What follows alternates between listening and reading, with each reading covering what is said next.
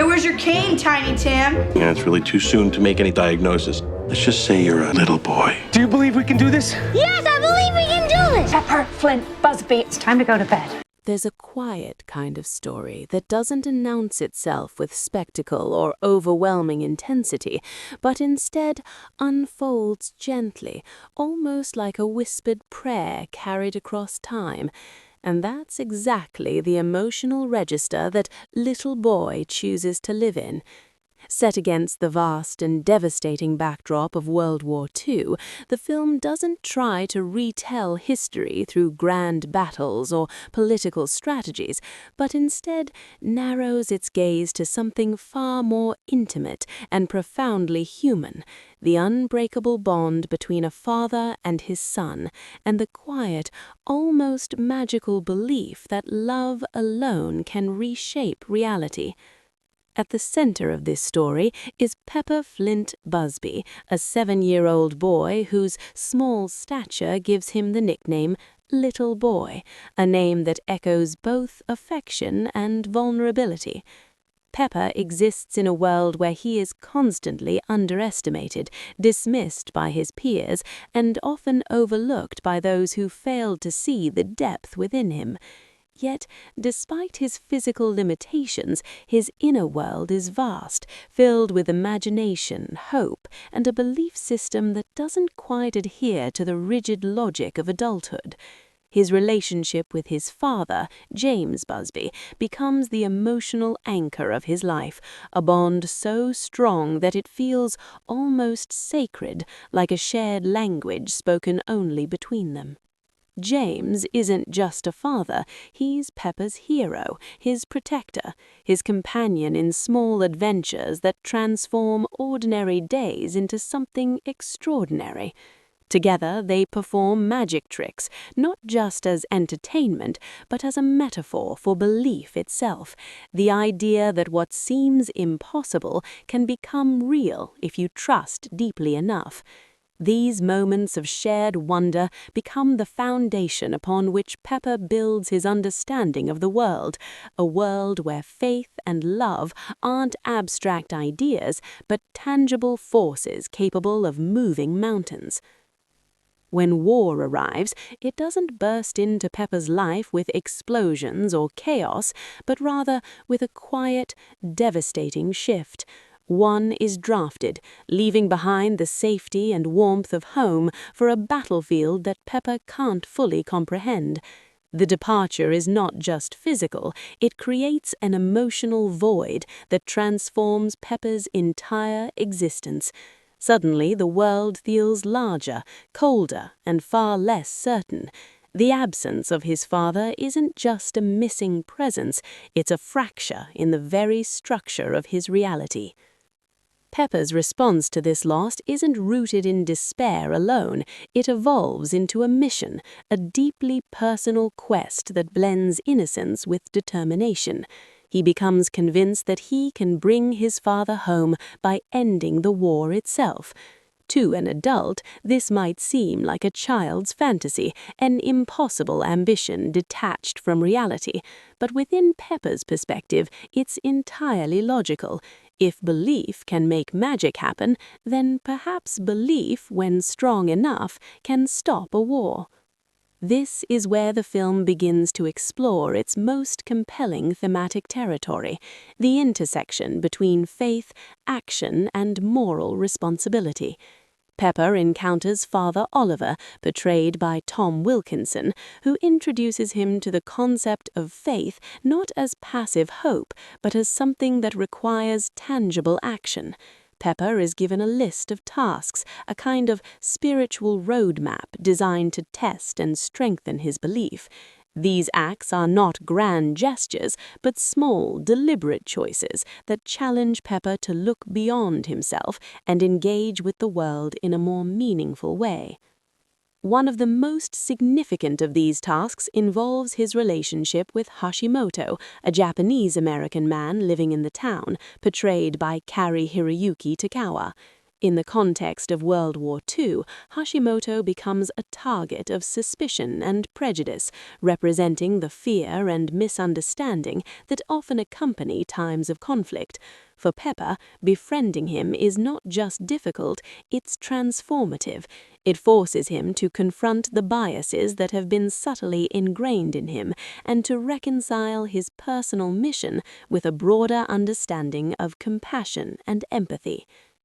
Their relationship evolves from reluctant interaction to genuine connection, and in doing so, the film carefully dismantles the simplistic notions of enemy and ally. Hashimoto is no longer a symbol of the other, he becomes a mentor, a conditioner, and ultimately a reflection of the very humanity that war seeks to erase. Through him, Pepper begins to understand that ending a war isn't just about stopping violence on a battlefield, it's about addressing the fear and hatred that exist within individuals. Pepper's journey is further complicated by his own physical limitations, which the film doesn't shy away from depicting. His small size becomes both a literal and symbolic obstacle, representing the ways in which he is underestimated by the world around him. Yet in a subtle and powerful way, the film reframes this limitation as a source of strength. Pepper's size doesn't diminish his capacity for belief. If anything, it amplifies it. He approaches the world without the cynicism that often accompanies adulthood, allowing him to see possibilities where others see impossibilities. Meanwhile, Pepper's mother, Emma Busbee, portrayed by Emily Watson, navigates her own emotional landscape. She is caught between supporting her son's hopeful quest and grappling with the very real fear that her husband may never return. Her character embodies a different kind of strength, one that is quieter but no less profound. She becomes the emotional bridge between Pepper's world of belief and the harsh realities of wartime uncertainty, grounding the narrative in a sense of authenticity that prevents it from drifting too far into fantasy. The presence of Flynt Busbee, Pepper's older brother, played by David Henry, introduces another layer of complexity. London initially represents skepticism and resentment, struggling with his own feelings of inadequacy and the pressure to fill the void left by their father. His relationship with Pepper is strained, marked by misunderstandings and unspoken tensions, but over time it evolves into something more nuanced. Through Pepper's unwavering belief, London is forced to confront his own doubts, leading to moments of growth that feel both earned and emotionally resonant. The narrative also weaves in the presence of Dr. Fox, portrayed by Kevin James. His character brings an unexpected blend of humor and humanity to the story. He serves as a reminder that even in times of darkness, moments of levity and kindness can still exist. His interactions with Pepper add texture to the narrative, balancing its more emotional beats with a sense of warmth that prevents it from becoming overly heavy. As Pepper continues his quest, the film begins to blur the line between reality and belief in increasingly subtle ways. There are moments that feel almost miraculous, instances where Pepper's faith appears to influence the world around him, yet the film never fully commits to a definitive explanation. This ambiguity becomes one of its greatest strengths, allowing viewers to interpret these moments through their own perspectives. Is it truly magic, or is it simply the power of belief reshaping perception? The film doesn't provide a clear answer, and in doing so, it invites a deeper engagement with its themes. The title itself, Little Boy, carries a dual significance that becomes more apparent as the story unfolds. On one level, it refers to Pepper, his size and his identity within the narrative. On another, it subtly echoes the codename of the atomic bomb dropped on Hiroshima, a historical reality that looms over the story's conclusion. This parallel creates a haunting juxtaposition between innocence and destruction, between a child's desire to end a war and the devastating means by which that war is ultimately concluded. Directed by Alejandro Monteverde, the film adopts a visual style that complements its narrative tone. The cinematography leans into warm, nostalgic hues, creating a sense of timelessness that feels almost dreamlike. This aesthetic choice reinforces the story's focus on memory, belief, and the emotional landscapes of its characters. The pacing is deliberate, allowing moments to linger just long enough for their emotional weight to settle, creating an experience that feels immersive rather than rushed. As the story approaches its climax, Pepper's journey reaches a point where belief alone is no longer enough. It must be reconciled with acceptance.